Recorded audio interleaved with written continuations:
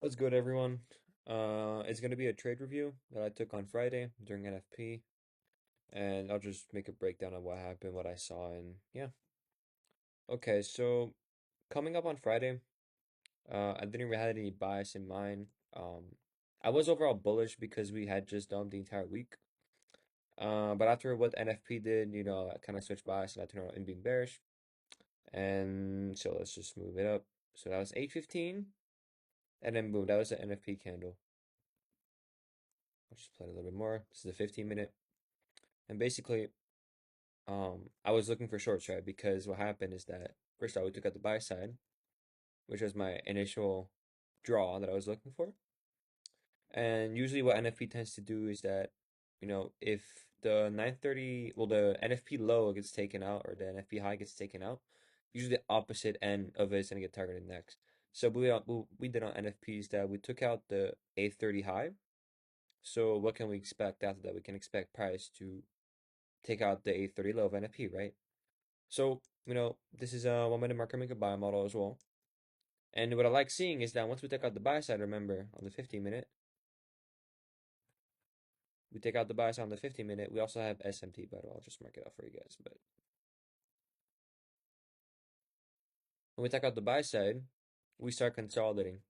So when we start doing this, it can either continue higher or it can push slightly higher and then give a power of three. So basically just, consolidation, which would be accumulation, then manipulation, and distribution lower towards the 830 that we just mentioned. So I'll just play out the candles. We consolidate, boom. Now we take out the high. Now we want to see how we react from it because we want to see shorts, right? So we want to see if this high is gonna get taken out with displacement and then just run lower. So one thing to also see is that we leave a gap right there, which can be significant. Boom.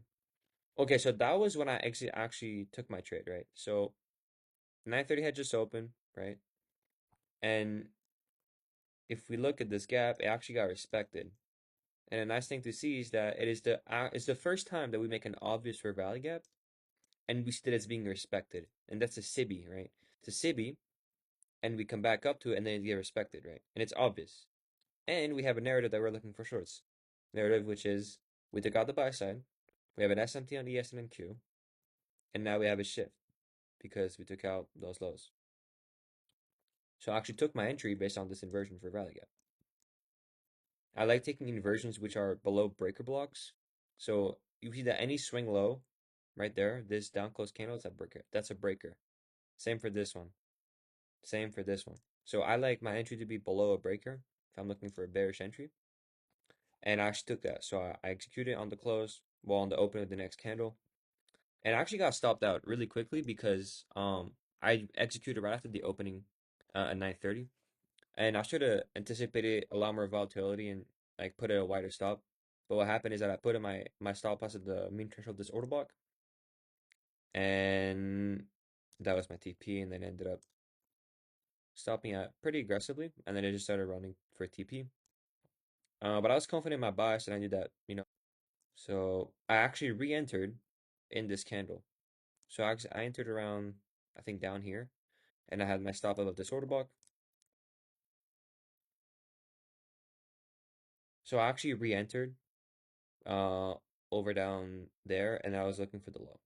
So it was around a 2-to-1, and ended up delivering pretty quickly, which was really nice.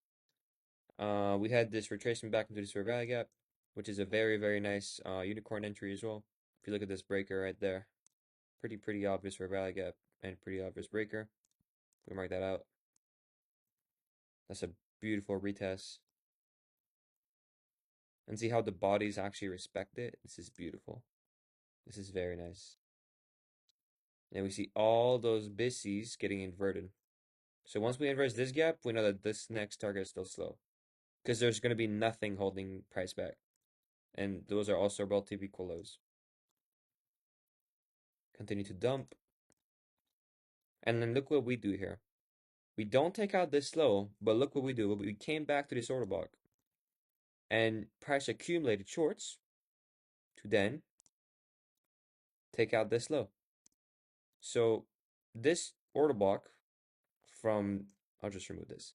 This order block from this dealing range, it's a very, very small dealing range, I know, but it still works. We come back in a premium array from this range, which is this bearish order block, and we take out the low afterwards. So what can we conclude based on this? Well, if we didn't took the low initially, it means that price accumulated stops for people trying to go long on thinking it's going to be support. Oh, it's going to be support. I'm going to take my stop, put my stop right there, right? And it tricks them into going long. And what price does is just go back up a little bit. They're getting confident, all good. It comes back to this premium order block. Remember, this small dealing range is still working. Like you can still do premium discount on those legs. We come back to equilibrium or on a premium to accumulate shorts to then take out those relative equal lows and then the terminal, which is the A30 low from NFP. And boom, we take out the low, money made, we're happy. And yeah, that's basically it. That was a very, very clean fractal. I really recommend you guys, taking notes on it because there's a lot of different concepts you can study on this, especially inversions and order blocks. I think it was really beautiful. I'll show you guys the executions right there. Here is my executions. That was the initial loss that we talked about, and then taking it back for another $500 win. Hope you guys liked it. Hope you guys found that insightful, and I'll see you guys next time.